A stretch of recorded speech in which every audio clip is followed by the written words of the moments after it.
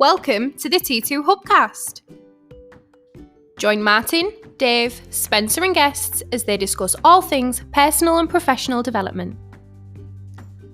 The T2 hubcast, brought to you by the People Performance People.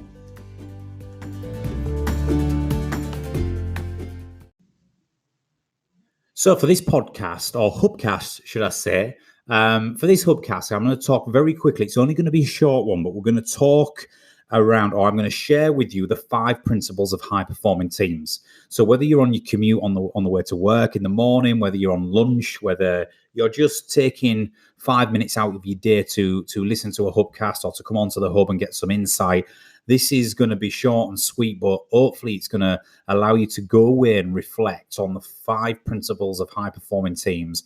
Do a little bit of self-analysis on your team and see where your areas for improvement may be. So the 5 principles of high-performing teams I created around about 2 years ago. Now, this was as a result of working with lots of different teams across different industries and environments, professional sport, the military, in business, and we were trying to analyze what are the commonalities or the common denominators, if you like, between the high-performing teams. Is there something that they are all doing similar which leads to success, or is success not as simple as that? It depends on your environment, your objectives, your team, etc.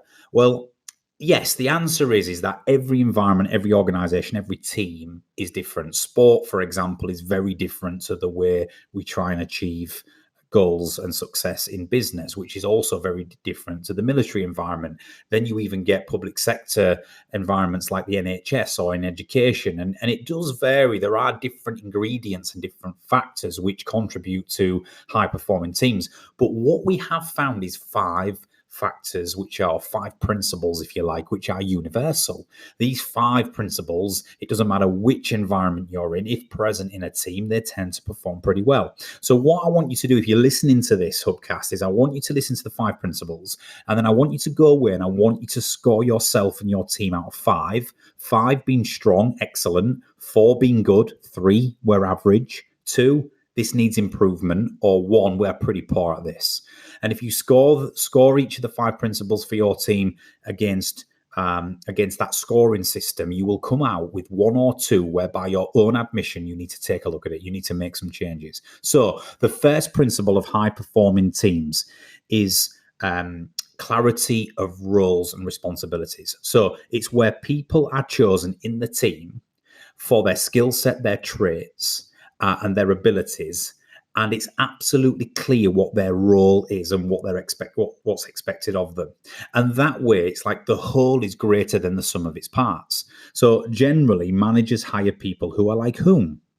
Like themselves. We do, it's human nature. And then if we're not careful, we can end up with too many of the same type of characters in a team. What we find in high-performing teams is people are chosen for the traits and characteristics and skills they possess. Quite often, they're very different, but together, it's like a jigsaw puzzle. They all fit into the team, and they all serve a purpose and bring something to the table. So clarity of roles and responsibilities is the first principle of high-performing teams. Now, the second principle of high-performing teams is the clarity of communication. So they are absolutely. It doesn't mean to say that the communication is consistent or is one-dimensional or anything like that. What we mean by clarity of communication is this: in high-performing teams can communicate open and honestly.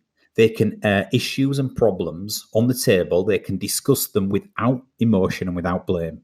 So we found in high-performing teams that teams who feel really comfortable in being transparent and open and honest, it's not about moaning. It's not about getting things off your chest. It's not about being negative. It's about actually we are a team where we recognize poor performance. We recognize mistakes. We want to be transparent with them. But more importantly, what we observe in those teams is the leader, or you, the manager, drives a sort of culture or an environment where it's okay to do so. There's no blame. We're not going to focus on what has happened. We want to focus on what we want to do to fix it.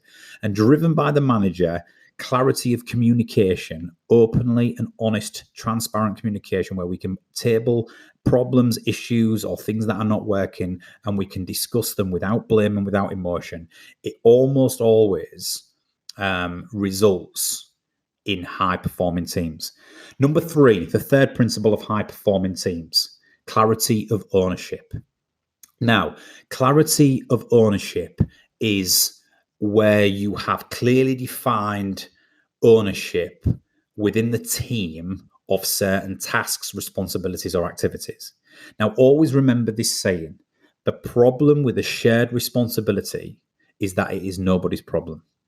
I'll say that again. The problem with a shared responsibility is that it is nobody's problem. And too often in teams where too many activities or responsibilities are a shared responsibility or ownership, they never get done, right? It never gets done.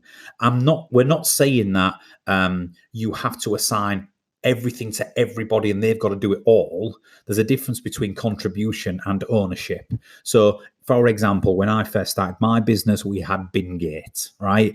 Nobody would empty their bins. So I'd say, why are you emptying your bins, Dave? Well, Claire doesn't empty the bins, right? Well, so-and-so doesn't empty the bins. And because nobody was because it was a shared responsibility, nobody was wanting to empty the bin because they felt like they would have to empty everybody's, and it was just ridiculous. So I assigned ownership, right? From now on, this person is responsible for the bins being emptied at the end of the week. It doesn't mean they have to empty them. I just want them to ensure they are emptied. Since that day, we never have bin gate again. I go around every Friday, the bins are empty because somebody is now making sure that everybody chips in, or we take it in turns and we empty the bins. Now, I know that is a really silly example, but it's a classic example of of where it falls down within teams when too much is a shared responsibility. Because the problem with a shared responsibility is that it is absolutely nobody's problem. The next principle of high-performing teams is recognition and reward. So there is a clear, across any environment, across any team, what's universally relevant is that managers who drive a recognition culture tend to drive performance, tend to have consistent high-performing teams. And too often do we get caught up in analysing what might go wrong. If you think about it, too often do we get caught up in what might go wrong, or what might happen, or what we didn't do well this month.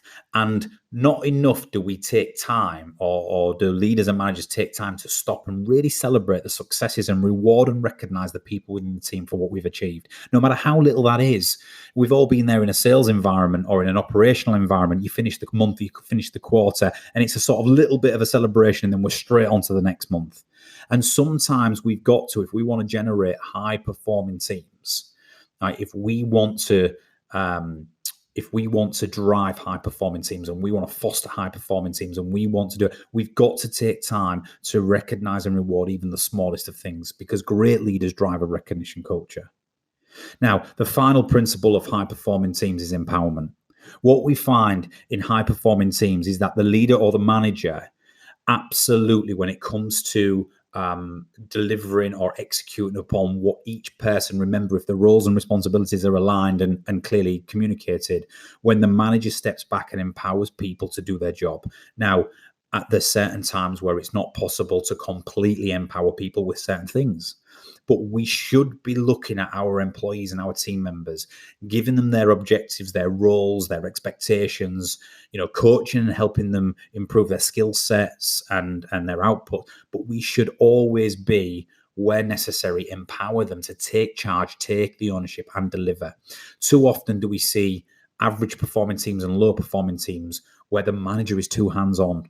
They will not step back and get out of the way for 5 minutes. And it does two things. It drowns the person who was trying to, in the team, who's trying to, it suffocates the person, should I say, in the team who's trying to execute.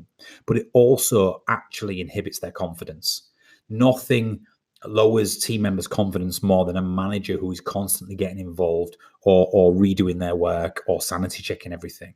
Yes, we've got to be diligent. Yes, we want to ensure we're driving productivity in our teams.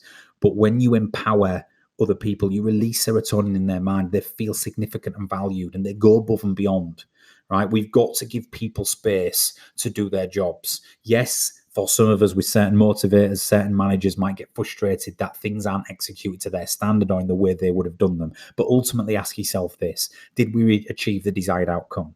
If the answer is yes, then who cares how we got there, right? And that is what the great leaders do. They make their team members feel empowered to really drive and be responsible for what they need to deliver in the organization. They don't micromanage. They don't constantly check in. They don't redo their work. They don't suffocate them on a daily basis. And they're the 5 principles of high-performing teams. Think about your roles and responsibilities. Is it clear? Are you assembling a team who have different characteristics and skill sets, and together the whole is greater than the sum of the parts? Do you have clarity of communication? Do you foster an environment where your team members can air and discuss problems openly and transparently with no fear of reprimand, judgment, or blame? It's a really important one. Ownership, clarity of ownership. The problem with the shared responsibility is that it's nobody's problem. Are you assigning champions in the department or in the team for basic tasks that are frustrating you or not getting done, right? Do we have certain responsibilities of the team which sit with certain people? Because the problem with the shared responsibility is that it's nobody's problem. Reward and recognition. As a manager, are you driving a reward and recognition environment within the team? Do you take time to stop? And it doesn't always have to be we're going out for a meal or we're having we're having pay rises or bonuses. It doesn't always have to be financially led. Sometimes it's a thank you, or sometimes it's elevating somebody's status up in front of the group. It's really important that we stop to celebrate the successes, because that's what great teams and high-performing teams do. And finally, empowerment. Are you as a manager empowering your people, truly empowering your people to make a few mistakes, to break a few eggs, but to truly take the entire ownership over their execution? Yes, drive quality. Yes, ensure you're on hand to coach and develop. But are we empowering them to feel like they contribute and that they've got a level of ownership in what they do? And if you do that, if you can try and improve upon or execute upon the 5 principles of high-performing teams, you're going to get some quick wins. So score yourself out 1 to 5, 1 being poor, 5 being excellent, 3 being average, on all 5 of the principles. Listen, after this hubcast, just a quick exercise on a sheet of paper. And if you've got 2 or 3 which you're scoring in, at level 2 or 3, then maybe look at where you can make some changes, where you can consciously make some changes as a leader to drive greater productivity in that area, which will lead to the overall team performing to a high level. And if you do that, hopefully it's been worthwhile listening to this short hubcast. So I'll see you next time. Hopefully that was of use.